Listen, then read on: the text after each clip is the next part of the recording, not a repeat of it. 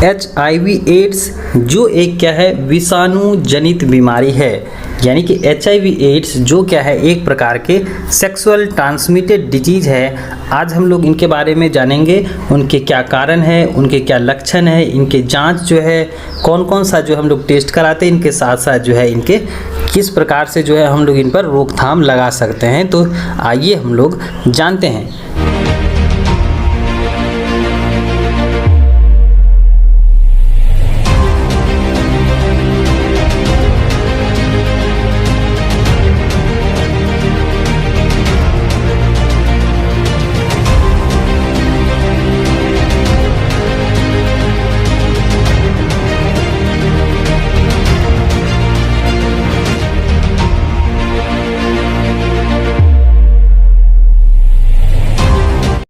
Ads का पूरा नाम जो होता है वह होता है एक्वायर्ड इम्यूनो डिफिशियंसी सिंड्रोम्स होता है।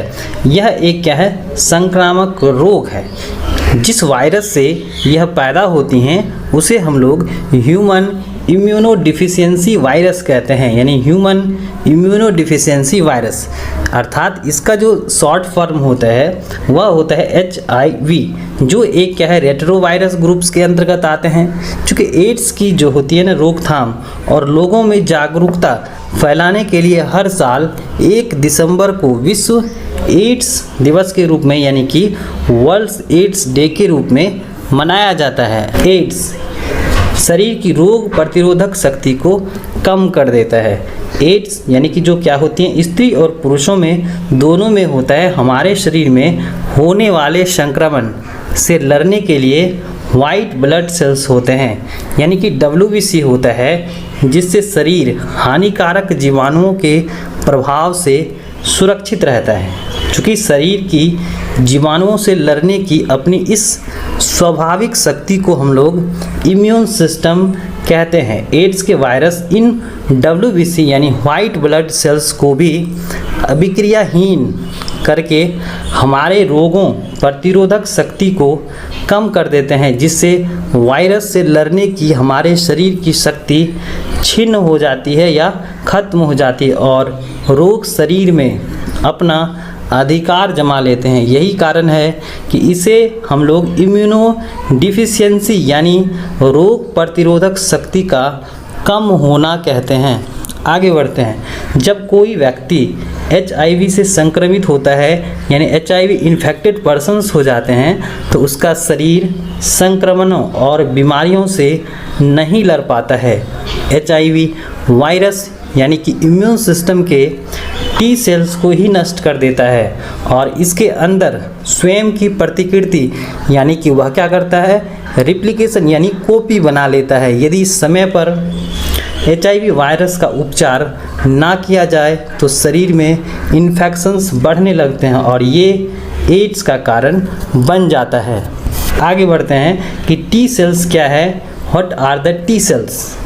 T सेल्स जो होती हैं वो कोशिकाएं प्रतिरक्षा प्रणाली यानी कि हमारे इम्यून सिस्टम का एक हिस्सा है, जो विशिष्ट विदेशी यानी कि बाहरी कणों यानी एंटीजेंस को क्या करती हैं ध्यान केंद्रित रखती हैं। किसी भी एंटीजेंस पर सामान्य रूप से हमला करने के बजाय T कोशिकाएं तब तक प्रसारित होती हैं जब तक कि वे अपने विशिष्ट एंटीजन यानी स्पेसिफिक एंटीजेंस का सामना नहीं करती हैं। जैसे T कोशिकाएं बाहरी पदार्थों के प्रति प्रतिरोधकता यानी रेसिस्टिविटीज में महत्वपूर्ण भूमिका निभाती है। एड्स के कुछ प्रारंभिक लक्षण यानी कुछ सिम्टम्स, जैसे कि HIV एक क्या है वायरस है जो इम्यून सिस्टम को नुकसान पहुंचाता है। HIV एक वायरस के कारण होता है। यह यौन संपर्क, अवैध इंजेक्शन, दवा के उपयोग या सुइयों के साझा करने से, इनके साथ साथ इन्फेक्टेड ब्लड के संपर्क में आने से या गर्भावस्था, प्रसव या स्तनपान के दौरान मां से उनके होने वाले बच्चे में फैल सकता है। किसी व्यक्ति को HIV होने के पहले कुछ हफ्तों को हम लोग एक्यूट इन्फेक्शंस स्टेज कहते हैं। इस समय के दौरान वायरस तेज़ी से प्रजनन करता है, यानी कि वह अपना कॉपी बनाता है। इस स्टेज के दौरान कुछ लोगों में पहले तो कोई लक्षण नहीं होते हैं, हालांकि बहुत से लोग वायरस के बाद पहले महीने में कुछ लक्षणों का अनुभव करते हैं, लेकिन ये अक्सर यह नहीं समझ पाते कि इन लक्षणों का कारण जो है HIV यानी ह्यूमन इम्यूनोडिफिशियंसी वायरस ही है। HIV के लक्षण यानी कि इनके कुछ सिम्पटम्स हो सकते हैं, जैसे कि वजन का काफ़ी हद तक जो है कम हो जाना। दूसरा है लगातार खांसी बढ़े रहना। अगला है कि बार बार जो है जुकाम का होना, बुखार का आना, सिर दर्द, थकान और इनके साथ साथ शरीर पर निशान बनना, जो कि फंगल इन्फेक्शन के कारण जो है यह निशान हो सकते हैं। आगे बढ़ते हैं types of HIV test. Antibody test से भी जो है इनका क्या किया जाता है, टेस्ट करा जाता है। एंटीबॉडी टेस्ट के द्वारा भी जो है करते हैं। न्यूक्लिक एसिड टेस्ट यानी NAT, इनके साथ साथ एलिसा टेस्ट यानी इंजाइम लिंक्ड इम्यूनोसॉर्बेंट एसे यानी कि वेस्टर्न ब्लॉट टेस्ट यानी कि जो क्या होता है साइंटिफिक ब्लड टेस्ट के थ्रू हम लोग करते हैं, जिसमें क्या एलिसा अगर पॉजिटिव आता है तो क्या होता है जो व्यक्ति हैं वो HIV के शिकार हो सकते हैं। HIV कैसे फैलता है कि हाउ डज स्प्रेड HIV यानी कि यह जो है किस प्रकार से फैलता है। पहला नंबर है बाय हैविंग सेक्स यानी सेक्स करने से। यदि आप किसी संक्रमित व्यक्ति के साथ योनि, गुदा या मुख मैथुन करते हैं जिससे रक्त, वीर्य या योनि स्राव आपके शरीर में प्रवेश करता है तो आप संक्रमित हो सकते हैं। चूँकि HIV से पीड़ित व्यक्ति के खून यानी कि ब्लड्स, सीमेन और वेजाइनल फ्लूइड्स में HIV के वायरस मौजूद होते हैं। ऐसे में यदि असुरक्षित यौन संबंध स्थापित किए जाएं तो HIV संक्रमण के चांसेस बढ़ जाते हैं। आगे है कि दूसरा, सुइयों को बांटने से यानी कि क्या होगा जब हम लोग शेयरिंग करेंगे नीडल्स तो इस प्रकार से भी क्या हो सकता है HIV का खतरा हो सकता है। दूषित इंजेक्शंस, दवा सामग्री, सुई या सिरिंज साझा करने से जो है HIV का खतरा हो सकता है। तीसरा है रक्तदान से, फ्रॉम ब्लड ट्रांसफ्यूजन। कुछ मामलों में वायरस रक्तदान के माध्यम से प्रेषित किया जा सकता है। यदि किसी HIV पीड़ित व्यक्ति का रक्त किसी नॉर्मल व्यक्ति को डोनेट किया जाता है या चढ़ाया जाता है तो ऐसे में नॉर्मल व्यक्ति के शरीर में इस प्रकार के वायरस जो हैं प्रवेश कर जाते हैं, जिससे इस प्रकार की बीमारियों से वह स्वस्थ व्यक्ति जो है इन्फेक्टेड यानी कि संक्रमित व्यक्ति हो सकते हैं। अगला है कि गर्भावस्था या प्रसव के दौरान स्तनपान के माध्यम से यानी कि ड्यूरिंग प्रेगनेंसी और डिलीवरी और through out the breast feeding, संक्रमित माताओं से उनके होने वाले बच्चे में भी जो है इस प्रकार के जो है वायरल डिजीज ट्रांसमिट हो सकते हैं। जो माताएं HIV पॉजिटिव हैं और गर्भावस्था के दौरान संक्रमण का इलाज करवाती हैं वे अपने बच्चे के लिए जो है जोखिम को काफ़ी कम कर सकती हैं। HIV पीड़ित माताएं दूध से HIV वायरस मौजूद होता है। यदि HIV पीड़ित माता अपने शिशु को स्तनपान कराती हैं तो शिशु को भी HIV का संक्रमण हो सकता है।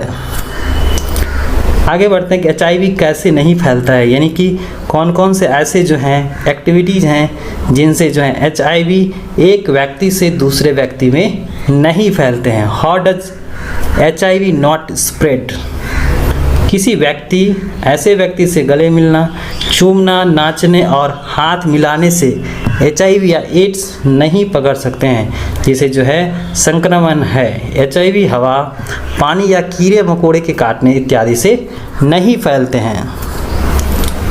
एड्स के बारे में फैली हुई कुछ भ्रांतियाँ, जैसे कि बहुत सारे लोग समझते हैं कि HIV पीड़ित व्यक्ति के साथ खाने पीने, उठने बैठने से जो है यह फैलते हैं, जो कि सरासर गलत है।